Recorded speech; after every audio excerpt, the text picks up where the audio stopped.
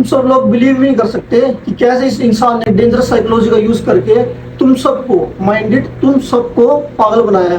चलो बताता हूँ मैं पूरी। एंड तभी तो जो वोटर्स कभी एग्जिस्ट भी नहीं करते थे वो अचानक से पॉलिटिक्स के अंदर एंटर होना शुरू हो गई है।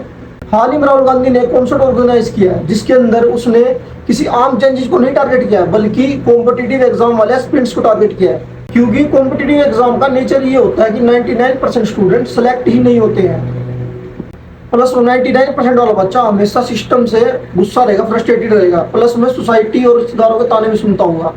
एंड इस मौके का फायदा उठाकर कोई आदमी चुपके से तुम्हारे कान में आकर ये बोल दे कि तुम्हारी गलती नहीं थी, सिस्टम ही करप्ट था।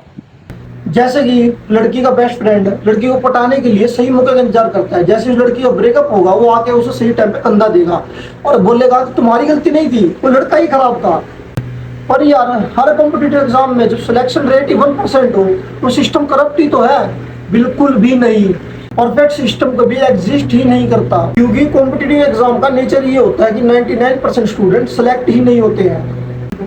पर यार सोचने की बात है, अगर किसी एग्जाम के अंदर सक्सेस रेट ही हाई होगा तो उस एग्जाम को देने के लिए ज्यादा से ज्यादा बच्चे आएंगे, विच मीन्स कंपटीशन फिर से हाई हो जाएगा और एग्जाम को करेक्ट करने का चांस 1% में फिर से आ जाएगा। तो क्या इसका मतलब सिस्टम ही करप्ट है? बिल्कुल भी नहीं।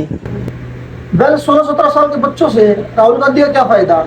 एग्जैक्टली माई पॉइंट, फायदा है क्योंकि राहुल गांधी को पता है यही 16-17 साल के एस्पिरेंट्स 2029 के इलेक्शन आते आते वोट डालने के लिए एलिजिबल हो जाएंगे। क्योंकि तुम्हें समझना पड़ेगा इंडिया में मेजोरिटी वोटर्स जवान लोग ही है।